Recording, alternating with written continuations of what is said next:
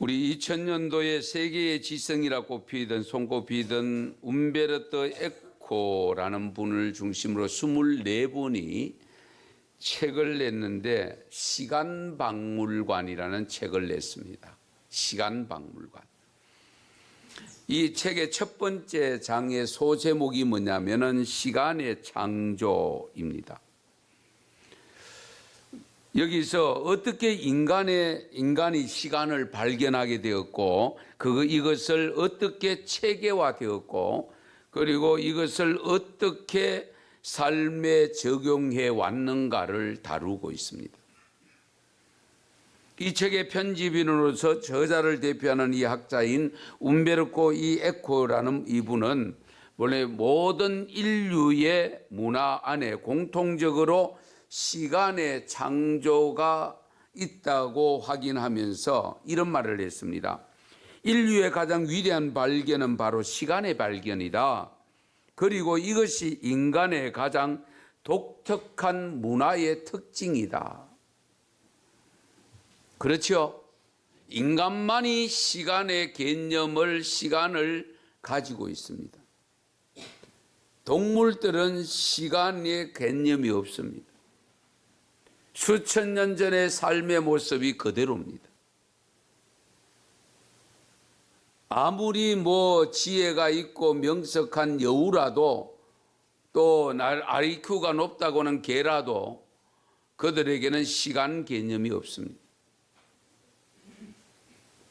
그러나 우리들에게는 이 시간의 매듭, 하루의 매듭, 한 주간의 매듭, 한 달의 매듭, 또 1년의 매듭, 이런 매듭을 지으면서 삶을 형성하면서 문화를 창조하게 됩니다.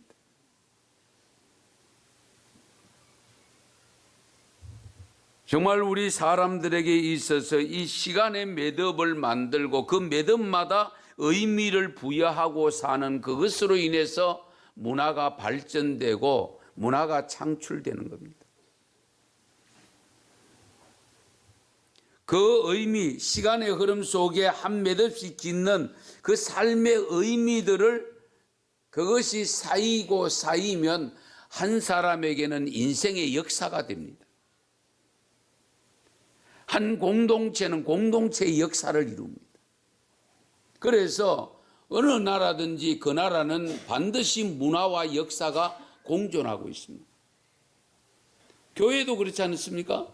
교회도 창립 때부터 시작해서 몇 년째 그러면서 무슨 일을 했고 어떤 사역을 했고 그런 매듭을 지으면서 쌓인 것이 교회의 역사고 그로 인해서 하나님의 뜻을 이루어 가고 있습니다. 우리가 이 시간의 매듭을 잘 짓는 것이 중요합니다. 이것이 우리 삶의 발전의 결정적인 요인입니다.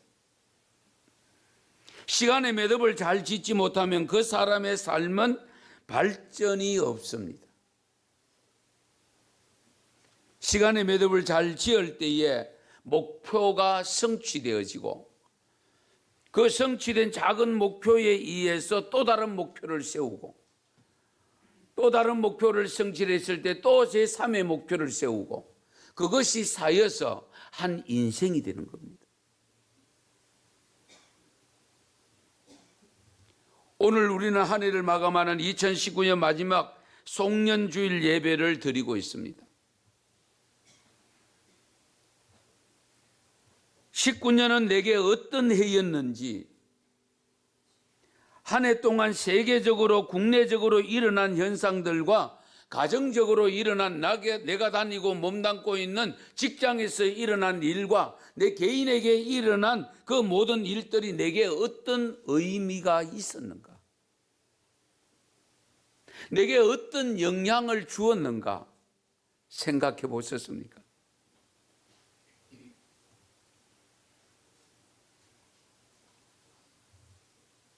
자금의 우리 대한민국에 대한 세계의 시선은 어디에 가 있는지를 살펴볼 필요가 있습니다. 정치적으로, 경제적으로, 사회적으로 정말 희망이 제대로 보이지 않는 암흑 같은 이런 삶 속에서 살아온 우리들은 나는 그것이 내게 어떤 의미를 가져다 주고 있는가? 분명한 것은 그 의미가 다 다릅니다. 똑같지를 않습니다.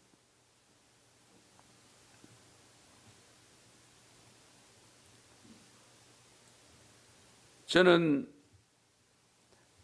최근에 여러 일들을 보면서 정치적으로는 희망이 없는 듯이 보이고 경제에 아픔이 있고 사회적 고통이 있고 그런 가운데서도 우리에게 나름대로 또 다른 비전을 주고 있는 사람들이 의외의 인물들입니다.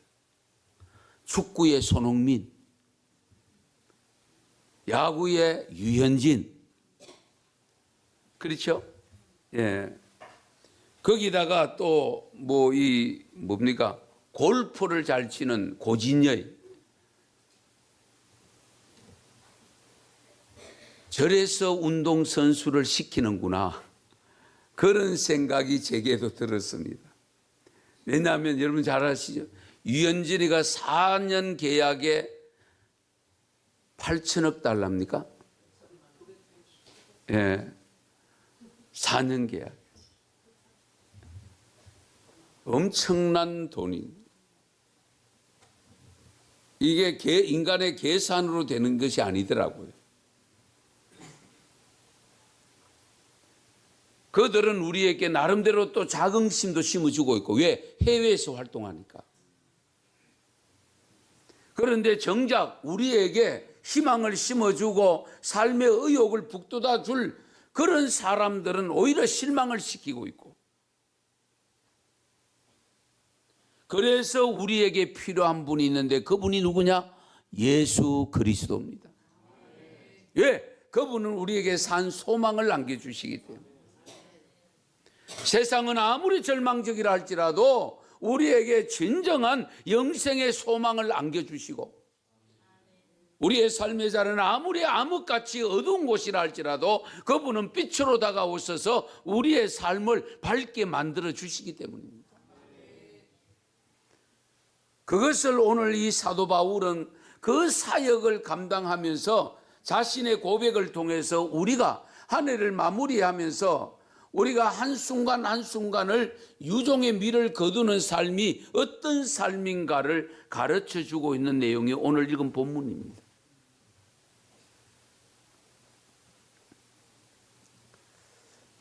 성도 여러분, 금년에 있었던 우리 교회적으로도 여러 가지 일들이 있습니다마는 특별 새벽 기도회가 여러분에게 어떤 의미를 주었고 부흥회는 어떤 의미를 주었는가?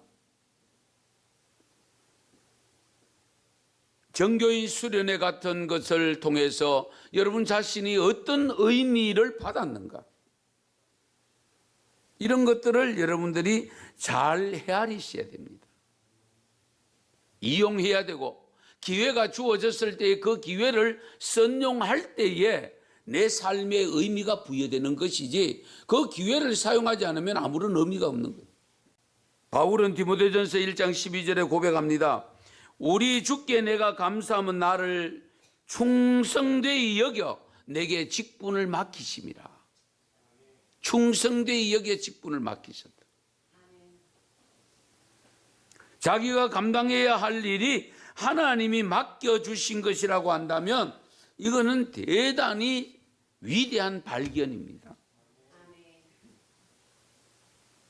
여러분들에게 맡겨주신 하나님의 사명이 무엇인지 정말 이 시간 다시 한번 생각해 보십시오.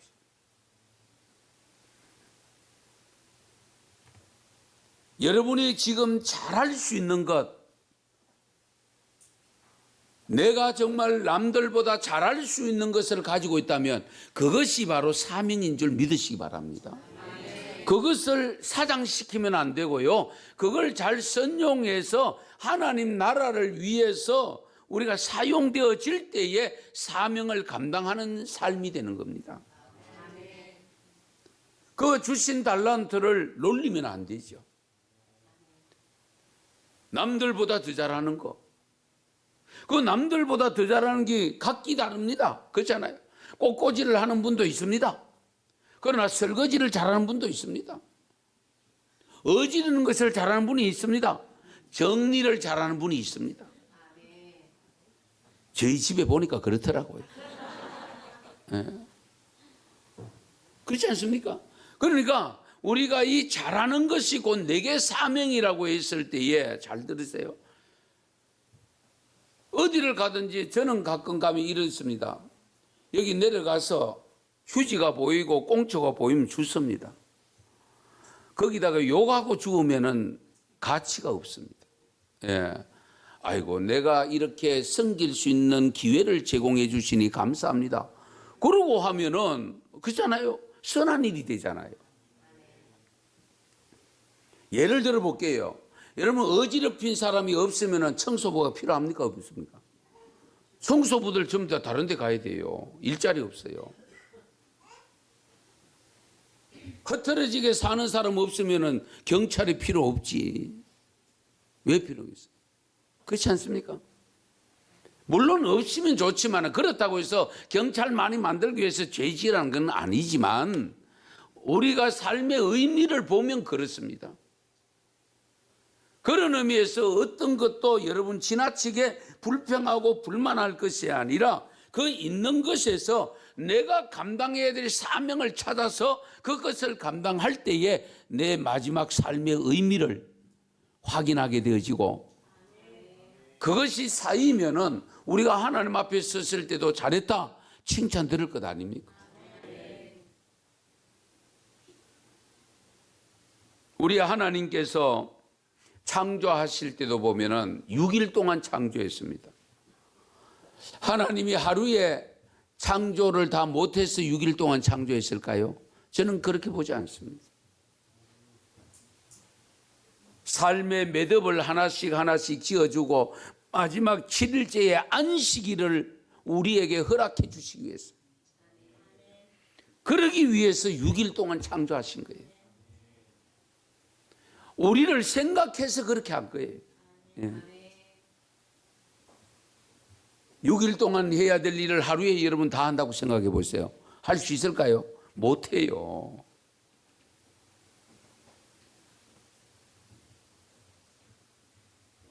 오늘 본문 말씀에서 사도 바울은 말합니다. 내가 일을 마치려 하면은 일단은 자신이 현재 하고 있는 일을 마친다는 뜻입니다. 전체를 그만둔다는 뜻이 아니고, 그 사도 바울이 하는 일이 뭡니까? 복음 전하는 일이잖아요. 전도하고 선교하는 일이었습니다. 그 일을 마친다. 이제 선교 안 한단 말이냐? 전도 안 한단 말이냐? 아니고 지금 하고 있는 자리, 그 일자리에서 마치고 이제 예루살렘으로 올라가려고 한다. 그러니까 한 매듭을 짓고 예루살렘에 올라가려고 하는데, 많은 사람들이 군데군데 성령 받은 사람들이 내게 일러주기를 예루살렘에 올라가면 큰 환난을 겪는다고 한다. 환난, 어려움을 당한다고 한다. 고통을 겪는다고 하는데, 그런데 사도 바울의 고백이 뭡니까? 정작 그런 일이 있다 할지라도 나는 올라간다라고 했습니다.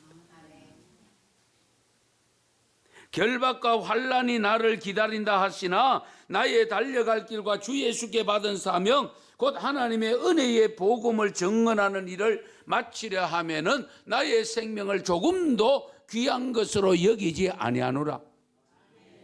23절 24절 말씀입니다. 프랜시스 자비에르라고 하는 선교사가 있었는데요, 스페인 사람입니다.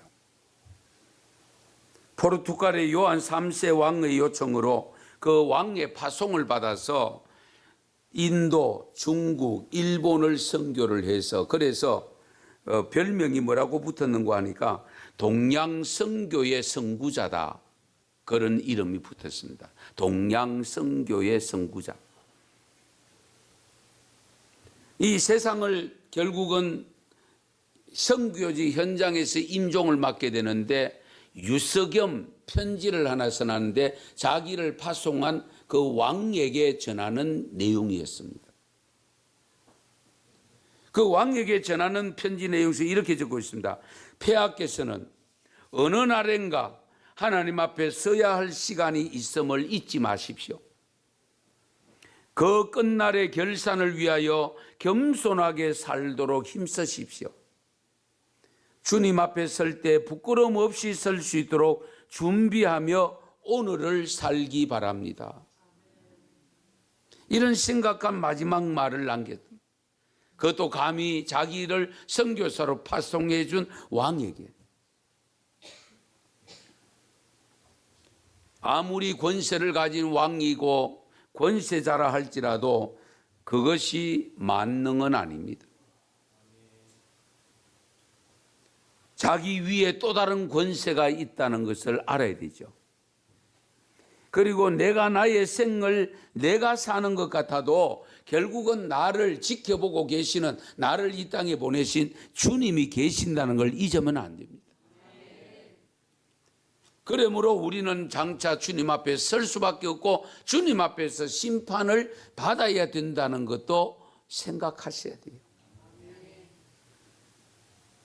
그래서 이 선교사는 그 시간을 낭비하면 안 된다라고 일러줍니다. 바울은 지금 이 시점에서 지난날의 과거를 생각하고 미래를 생각하고 또 현재를 생각하면서 일러주는 말씀을 고백한 내용인데 어쨌든 순간순간 최선을 다해야 됩니다. 여러분 농구 경기 잘하지요? 농구는 4쿼터제로 되어 있습니다. 3쿼터까지 지고 있다가 4쿼터째 역전하는 경우도 있고요. 3쿼터까지 잘 승리하다가 마지막에 패하는 경우도 있습니다. 4쿼터째 잘못해서. 예. 이런 경우를 우리 운동 경기에서 얼마든지 볼 수 있잖아요. 그런 의미에서 매사에 순간순간을 최선을 다해야 돼요. 내가 아직 뭐 이렇게 바쁜데 다음에 하지. 기회가 없을 수도 있습니다. 기회가 영영 주어지지 않을 수 있습니다. 지금 할 수 있을 때 해야 되지. 그건 넘기고 나면 다음에 못할 일이 생깁니다. 적어도 우리가 영생을 얻는 주의 일을 할 때는 아닙니다, 여러분. 십자가를 지고 나를 쫓으라고 했지 십자가를 벗어놓고 나를 쫓으라고 말씀하지 않았습니다. 그래서 하나님의 은혜의 복음을 전가하는 일, 이 일을 위해서는 생명을 담보를 했습니다. 예, 생명을 담보. 정말 중요한 부분이죠. 하나님의 은혜의 복음을 전하는 일을 마치려 하면은 나의 생명을 조금도 귀한 것으로 여기지 아니하노라. 할렐루야. 나는 나의 생명을 조금도 귀한 것으로 여기지 아니하고 내어놓으면 하나님은 그 생명을 귀히 여기십니다. 보배로 여기십니다. 그러므로 그 생명을 있을 곳을 예비하지 않을 수가 없는 거죠. 한번 생각해 보세요.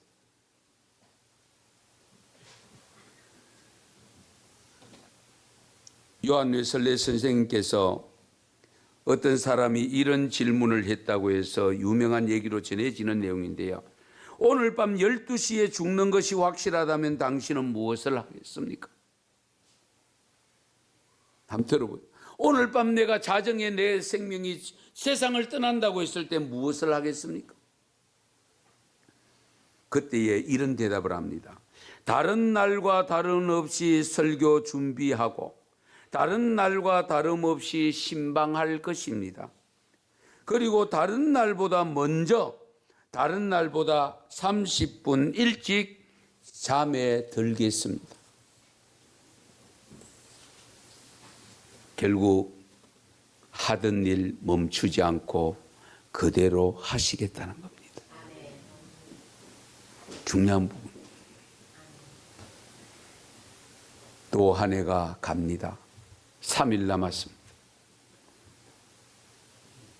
한 해가 간다는 것은 저와 여러분 공통적으로 주어지는 것인데 뭐냐?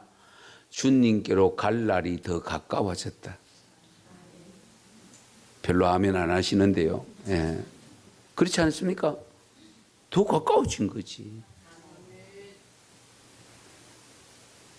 그렇다면 매듭을 잘 지으시고 이제 안 한 거 지금 하려고 해도 할 수가 없습니다. 마무리를 잘 하시고 정말 사도 바울이 가졌던 아름다운 정신을 다시 한번 내 삶 속에 적용해서 2020년 새해의 1월부터는 정말 바울과 같이 살아서 정말 주님 앞에 잘했다 칭찬 듣는 우리 은성교회 성도가 다 되시기를 축원합니다.